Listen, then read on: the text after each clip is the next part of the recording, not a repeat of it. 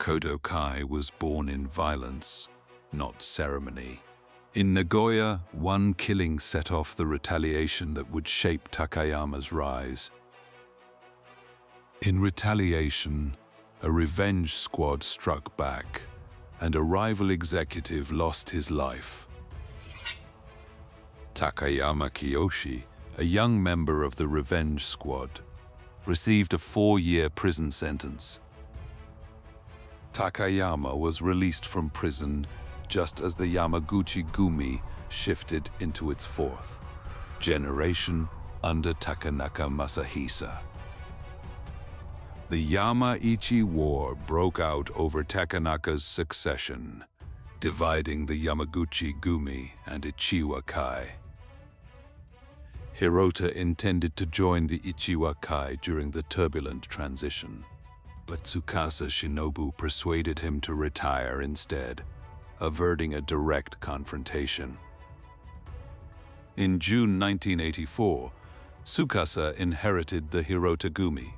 Keeping the character Hiro, he renamed it Kodo-kai, marking the start of a new era. The Kodo-kai established the absolute 3 no's principle.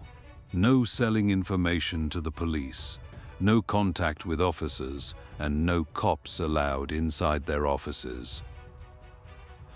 But Kodo-kai did not emerge in isolation. To understand how Takayama and Tsukasa could later reshape the Yamaguchi-gumi from within, we have to step back to the post-war order that built the organization itself.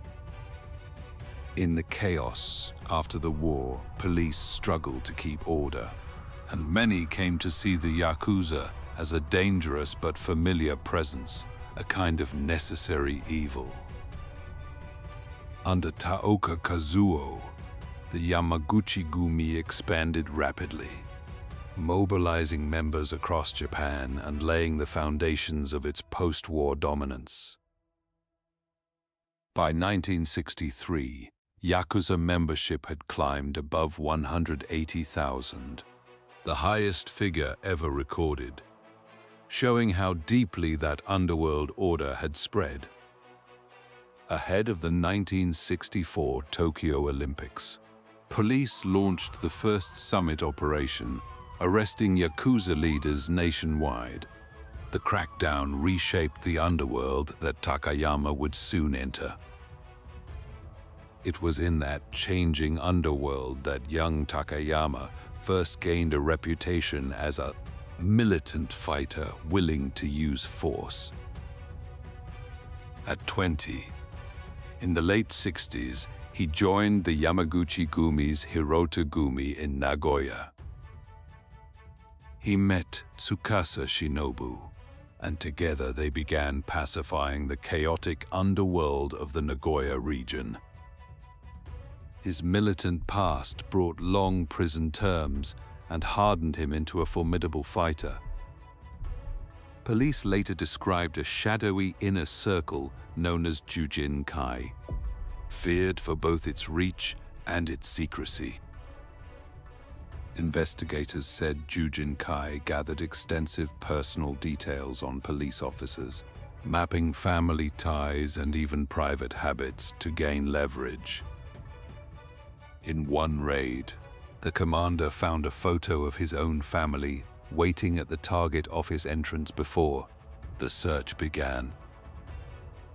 Though Jujin-kai may have disbanded, police officials say similar surveillance still continues under Kodo-kai subordinates.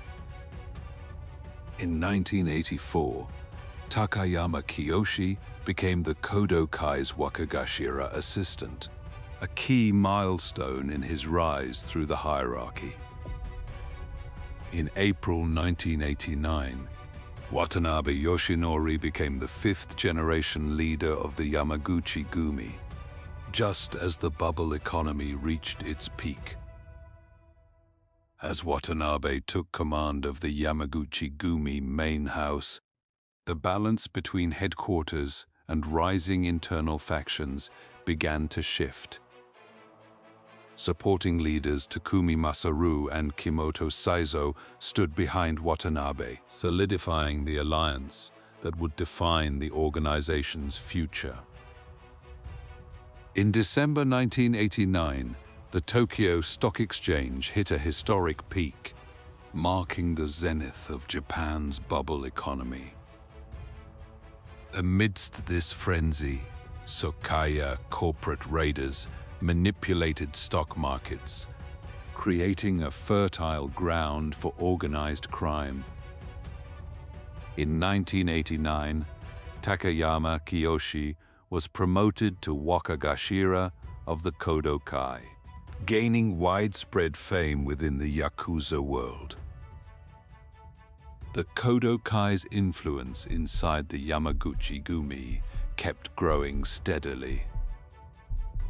Land disputes and the jiagi business became major sources of profit. As a key figure in the fifth-generation executive body and its Wakagashira, Takumi Masaru emerged as a representative economic Yakuza, wielding vast capital to influence the organization.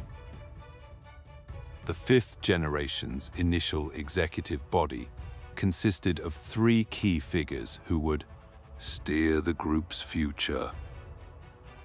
By 1991, Kuwada Kaneyoshi and Nakano Taro joined the executive, expanding the leadership to 5 members. Internal hierarchies revealed a glaring reality. The Yamaguchi-gumi faction overwhelmingly dominated the syndicate's power structure. As late 1989 closed, the bubble economy reached its absolute peak, a fleeting moment before the inevitable collapse. By 1990, the stock market began a long decline, draining the illicit profits that had fueled the Yakuza's expansion. As the economy collapsed, subordinate groups clashed over shrinking territory, and even disputes inside headquarters were increasingly about money. Watanabe Yoshinori tried to mediate disputes between subordinate groups, yet his authority was already fraying under the weight of collective leadership. In June 1990, a Kodo-kai member was killed by a Hatani-gumi member in Fukuoka, triggering a cycle of retaliation that soon spread. Retaliation spread to Osaka as Kodo-kai struck back at the Hatani-gumi and pushed the conflict into the open. In Osaka, an innocent civilian became an unintended victim after moving into an apartment once used by a Hatani-gumi member. As the Yamanami conflict escalated, 27 incidents had left 2 dead and 4 injured by December. 5 years later, the victims' families sued on employer liability grounds, seeking more than 126 million yen in damages from Watanabe and his organization. Watanabe showed visible anxiety over the lawsuit. The legal pressure marked a turning point, eroding his authority and influence within the organization. Surveillance around Watanabe grew visibly tighter as the state closed in on the Yamaguchi-gumi leadership. Unlike the charismatic Taoka, Watanabe governed through a collective structure and lacked the singular authority to command absolute loyalty. The absence of a strong central figure created a leadership void that would eventually fracture the organization from within. Power splintered among subgroups like the Kodo-kai, whose influence rivaled that of the main organization itself. As internal authority crumbled, a new threat emerged in Tokyo.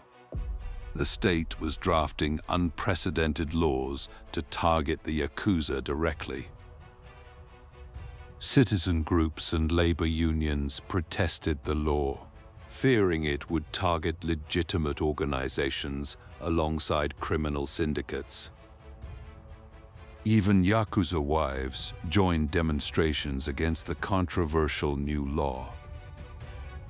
To clarify the law's intent, police officials insisted on including the term nawabari to specifically target Yakuza operations. The Cabinet Legislation Bureau objected to the use of non-legal terms, sparking a bureaucratic struggle over the law's wording. Authorities insisted the law targeted only designated organized crime groups, not ordinary citizens. This culminated in the legal concept of the designated crime syndicate, finally securing public approval for a targeted crackdown. Opposition to the law extended beyond Yakuza families. Christian groups and civil organizations issued statements from community halls, fearing ordinary citizens could also be swept in.